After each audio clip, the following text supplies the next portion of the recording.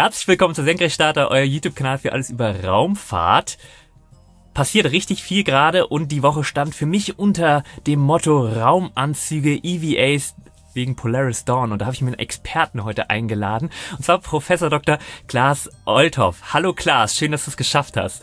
Hallo, schön, dass ich da sein darf. Der Anzug meint schon, also der Hauptziel ist eigentlich auch wirklich dann Mond und Artemis-Programm, und die NASA möchte damit auf dem Mond, am Mond-Südpol damit arbeiten.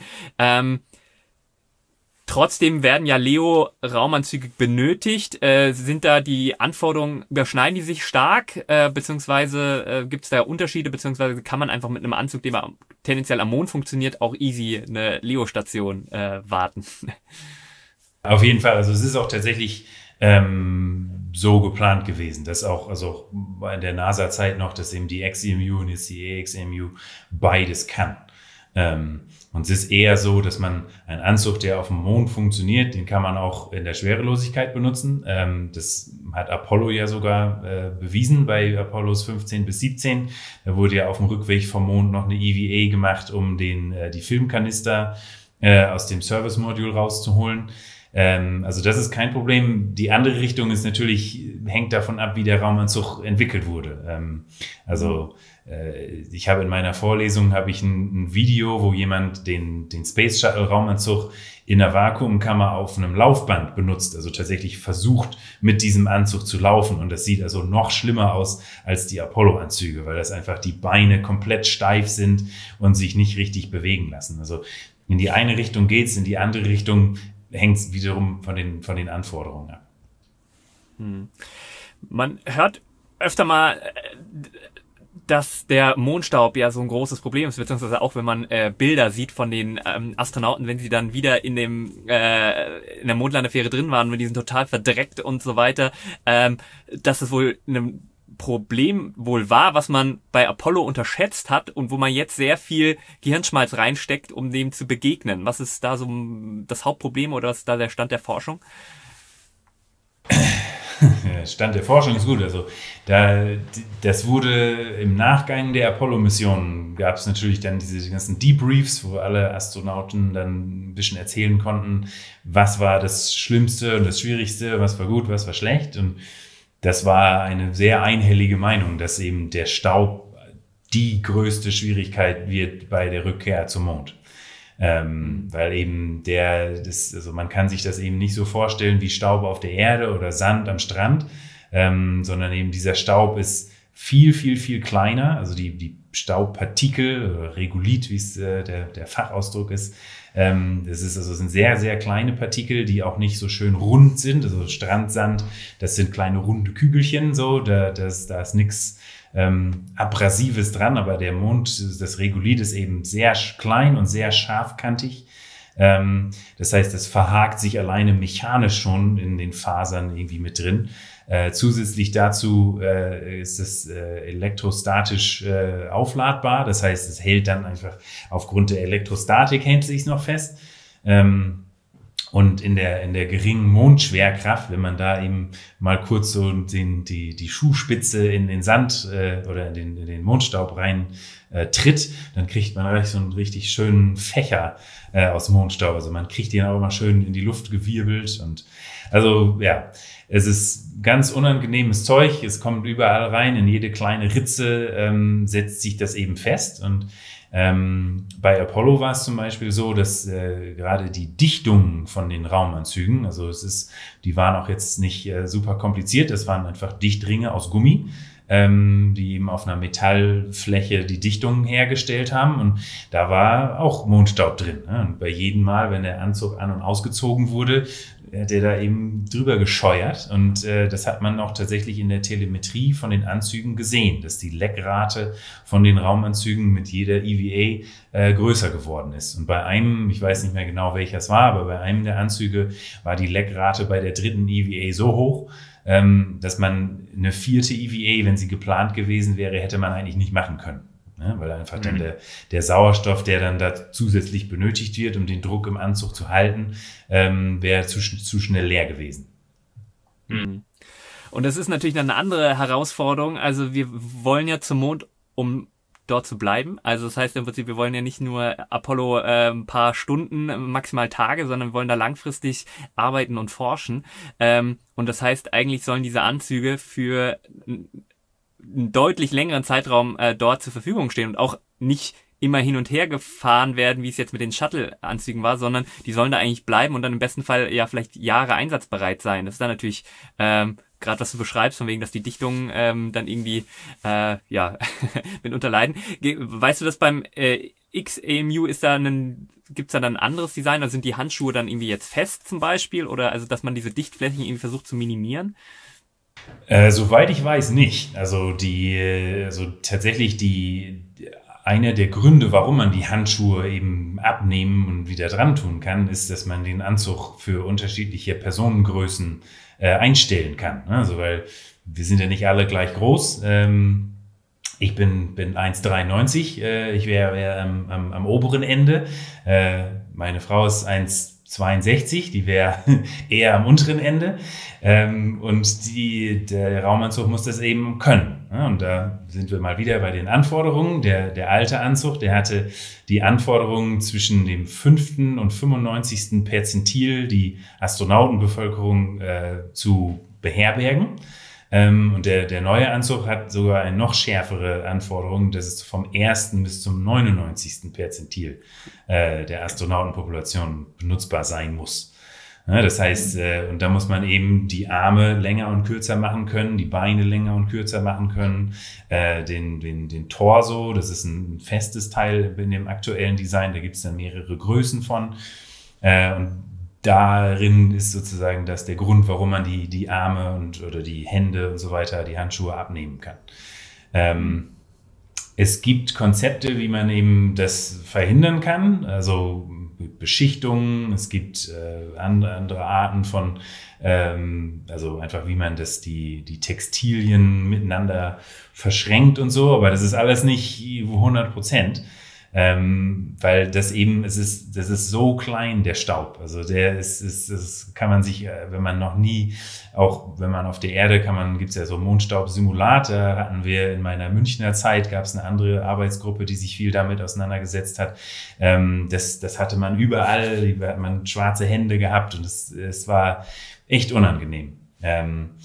Es gibt Konzepte, wo man kleine elektrische Gitter, also leitende Gitter in den Stoff einnäht und dann so eine elektromagnetische Welle auf dem Anzug kreiert, der dann das Regolith wegtransportiert. Das ist auch im Moment noch im Experimentierstadium. Was die NASA sich überlegt hatte, weil bei Artemis war noch so ein bedruckter Rover im Gespräch, dass der kommen soll. Vielleicht die Japaner steuern den ja jetzt bei zum Artemis-Programm. Vielleicht machen die auch so ein ähnliches Konzept. Das nannte sich Suitport. Da war so die Idee, dass man mit dem Rücken des Anzugs, da ist dann eine große Dichtfläche, die ein bisschen leichter zu reinigen und sauber zu halten ist. Und dann konnte man sich rückwärts an den Rover andocken und dann eben mit einem Verriegelungsmechanismus sich fest mit dem Rover verbinden und dann macht man hinten die Tür auf vom Anzug, also selbes Konzept wie beim Orlan auch, und steigt dann von hinten aus in den Rover rein. Und das hätte dann den Vorteil, dass eben der Anzug selber bleibt draußen und man muss eben nicht diese ganzen komplexen Dichtungen immer an- und ausziehen. Aber Zukunftsmusik. Da vielleicht für den Zuschauer, also Orlan, das ist der Roskosmos-Anzug und der hat im Prinzip diese Backpack-Teilung, also halt nicht wie bei den EMUs, wo wir diese Taillenteilung haben, sondern dass im Prinzip dieses Pack aufgemacht wird und dann eine, ja wahrscheinlich viereckige Dichtung oder beziehungsweise eine Dichtung, die dann praktisch eine Dichtfläche, die da einmal umläuft, geht. Interessant dieses Konzept, weil das bringt mich zu meinem nächsten Thema. Das kannte ich von Anzügen oder Konzepten, die NASA sich für den Mars überlegt hatte. Und zwar, weil ich dachte, da war irgendwie so der Hintergrund von wegen, ja, dass wir auch am Mars Stoffe haben, die einfach auch giftig sind, wo man sagt, von wegen, man möchte auch einfach bestimmte, also eigentlich überhaupt keinen Kontakt irgendwie mit dem Mars irgendwie vielleicht haben. Und da gab es dann diese Rover, die praktisch dann rumgefahren sind, auch in den USA in der Wüste, wo man dieses Konzept auch dann ausprobiert hatte. Mars ist ja das erklärte Ziel von SpaceX, dass man, die große Vision ist, dass man da Basen und mal sogar eine ganze Stadt haben möchte. Was für Anforderungen haben wir beim Mars, die wir, also nochmal ganz andere Anforderungen werden, die wir jetzt beim Mond vielleicht schon haben? Viele.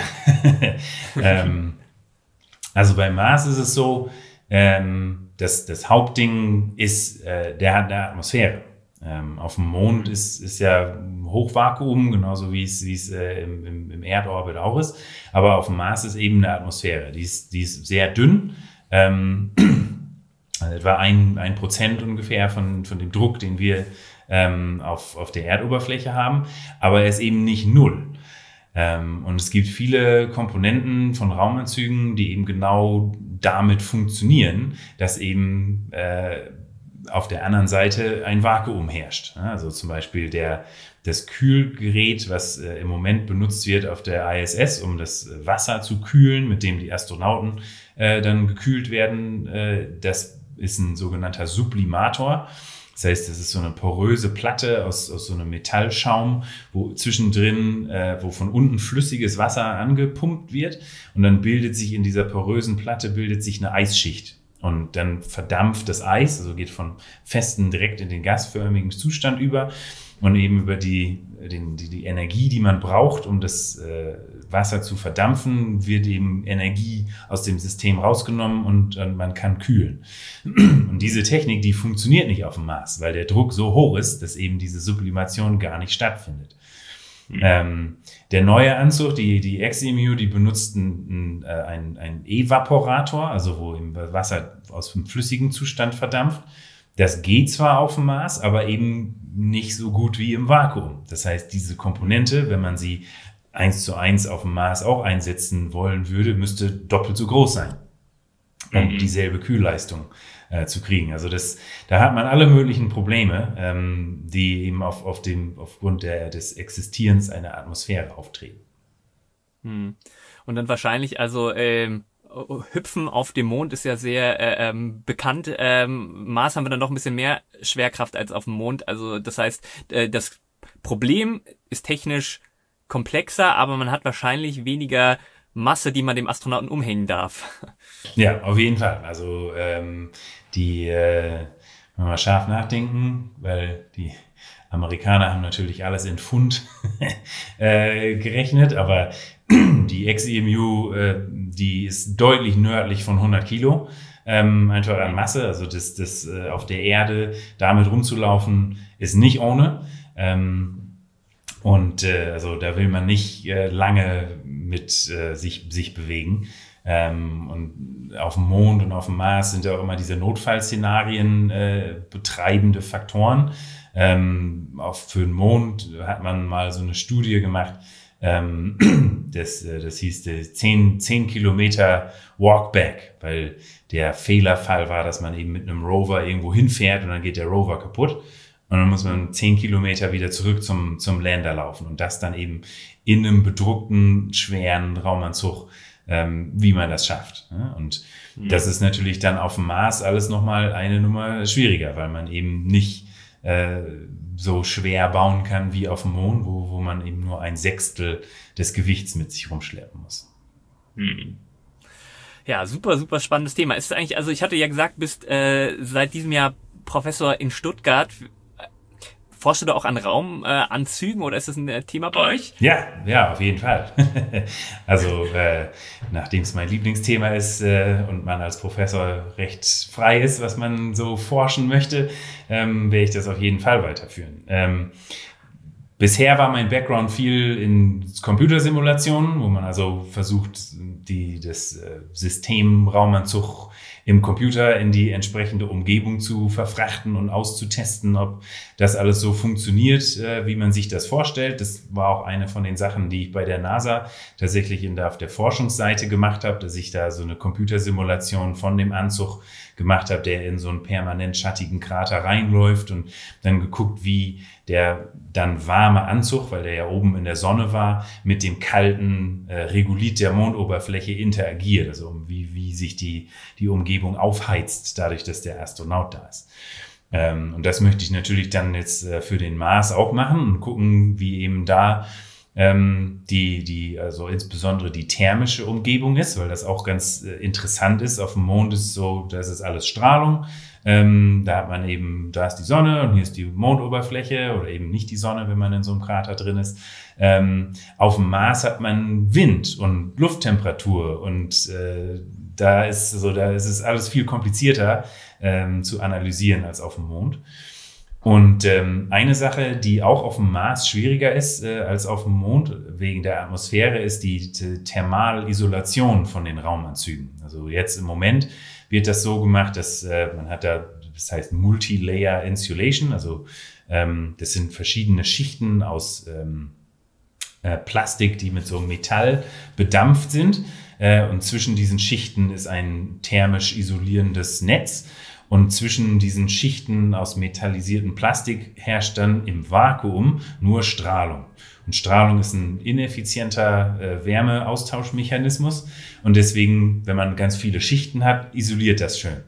Und wenn man aber jetzt auf dem Mars ist, dann hat man eben zwischen diesen Schichten hat man die Marsatmosphäre. Und dadurch sind die Astronautinnen und Astronauten dann schlechter isoliert. Und das will man nicht. Und deswegen muss man sich da jetzt neue Materialien ausdenken, und untersuchen, wie man eben diese Isolationsleistung wiederherstellt, trotz der Atmosphäre. Und das ist also ein Thema, wo ich hier dran forschen möchte. Und kann man da schon einen Ausblick geben, oder beziehungsweise, wenn ich jetzt mir das Problem vorstelle, wir haben das System Mensch in diesem Anzug, der produziert erstmal auch Wärme und mit denen müssen wir abführen, das haben wir auch schon irgendwie besprochen. Dann haben wir die Marsbedingungen, das heißt, da ist ja deutlich kälter als jetzt irgendwie auf der Erde normalerweise, aber wir haben irgendwie auch Sonneneinstrahlung. Ist dann das Hauptproblem, dass man zu viel Hitze in den Astronauten reinkriegen würde, weil das nicht isoliert, oder ist es so kalt, dass man praktisch den Astronauten auskühlen würde? Genau, also das Problem ist, es ist dynamisch. Es gibt Situationen, wo ich gerne Wärme weg von mir kriegen möchte. Also wenn man also schwer arbeitet, da irgendwie, also bei den Apollo-Missionen waren das oft diese Situationen, wo sie die Tiefenbohrungen machen mussten, weil das recht schwer war, den Bohrer zu bedienen und eben in die Erde reinzudrücken oder wieder rauszuziehen. Da ist also die Herzrate und die Wärmeentwicklung sehr hochgegangen. Und andererseits hat man dann diese Situation gehabt, wo sie mit dem Rover mal 20 Minuten, 25 Minuten gefahren sind. Und da sind sie eben dann ausgekühlt, ne? Wo man dann auch dann gesehen hat, dass sie das Kühlventil auf Minimum gedreht haben, damit sie eben nicht zu kalt werden. Und es ist also praktisch, im Anzug ist es dynamisch, abhängig davon, was die Person gerade macht. Und außerhalb vom Anzug ist es auch dynamisch, ne? Weil also, wenn man eben in der Sonne ist es ganz heiß, wenn man im Schatten ist es ganz kalt, wenn man in so einen permanent schattigen Grad geht, ist es noch kälter. Und auf dem Mars ist es auch so, wenn man in der prallen Sonne steht im Sommer und es geht kein Wind, dann kriegt man auch was von der Sonne ab. Auf der anderen Seite, wenn es kalt ist und im Dunkeln und der Wind geht ein bisschen, dann ist es wieder anders. Und das ist der Grund, warum man versucht, eben das Innere vom Raumanzug möglichst gut zu isolieren von der Außenseite vom Anzug, damit man eben diese Schwankungen von außen nicht mitkriegt sozusagen und innen mit der Technik dann regeln kann. Also im Prinzip, ich mache mir meine Box und muss mich um die äußeren Probleme erstmal eigentlich nicht kümmern und kann im Prinzip mich um die inneren Probleme regelungstechnisch kümmern und dann hoffentlich einen sicheren Zustand haben oder werde nicht von irgendwelchen Bedingungen überrascht. So, ne? Ja, wir können halt nicht, wenn du einen Raumanzug anhast, weil wenn hier, vorhin war ich draußen, da war es mir ein bisschen kalt und dann habe ich mir eben eine Jacke angezogen. Aber das ist eben auf dem Mars, wenn man dann da rumläuft und läuft irgendwie hinter einen Krater oder in eine Höhle, wo es dann ein bisschen frisch ist, dann habe ich halt keine Jacke, die ich mir anziehen kann. Ja, und Raumanzüge, ich finde das, also ich glaube, ne, ob das jetzt Kinder sind, die das abgefahren finden, wie Astronauten aussehen oder sich auch vorstellen, dass da halt irgendwie jemand im Weltall unterwegs ist.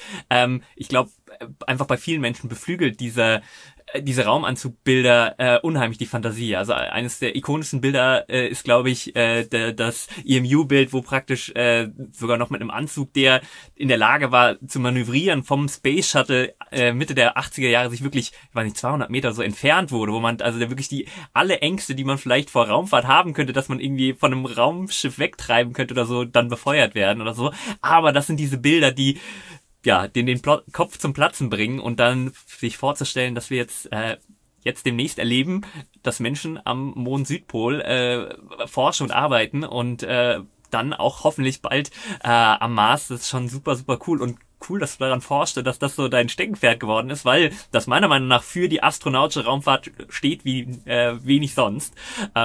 Und dann hoffe ich, dass die Professur jetzt in Stuttgart dir weiter dazu beitragen kannst, dass du dich diesem Feld weiter widmen kannst. Und wünsche dir weiter ganz viel Freude mit der Raumfahrt und bedanke mich ganz, ganz, ganz herzlich, dass du dir die Zeit genommen hast, um heute eine Stunde lang über Raumanzüge mit mir abzunörden. Und wünsche dir alles Gute. Sehr, sehr gerne. Jederzeit wieder. Also hätte auch kein Problem, noch eine Stunde dran zu hängen. Perfekt.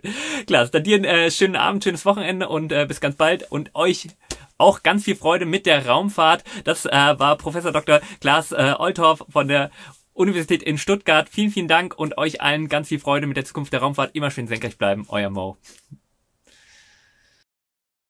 Bereit für den Countdown? Senkrechtstarter wird 5 und das feiern wir wie die Mondlandung. Am Freitag, 11. Oktober, Vorabend zum Space Creator Day, schwing ich den Pizzaschieber für euch. Ich habe mir euer Feedback zu Herzen genommen und wir haben das Konzept ein bisschen überarbeitet. Wir fangen mit 18 Uhr jetzt deutlich früher an, damit es für den Space Creator Day am nächsten Tag nicht zu spät wird. Damit ihr nicht vom Fleisch fallt, gibt's ab 19 Uhr mein Leibgericht Pizza All Can Eat und Nachtisch, beides im Ticketpreis enthalten. Getränke gibt's dann gegen Bares oder mit Karte an der Theke. Zur Schulzeit, da habe ich mir als Pizzabäcker mein Taschengeld aufgebessert und jetzt am 11. Oktober erlaubt mir der Küchenchef der Porta Nova 2 auch für euch den Pizzaschieber zu schwingen. Die ein oder andere Mos Speziale wird also auch auf dem Tisch landen. Aber das Wichtigste, natürlich erwartet euch das Beste aus 5 Jahren Senkrechtstarter, coole Überraschung und die einmalige Chance, live bei der Aufnahme einer Senkrechtstarter-Episode mit dabei zu sein. Also schnallt euch an, es wird senkrecht. Durch unseren Wechsel in die Pizzeria Porta Nova 2 müssen wir die Tickets leider stark limitieren. Vereinzelte Tickets sind aber noch da. Schnell sein lohnt sich also. Weitere Infos und Tickets unter dem Video. Das wird ein richtig cooler Abend unter Senkrechtstartern. Ich freue mich schon mega auf euch.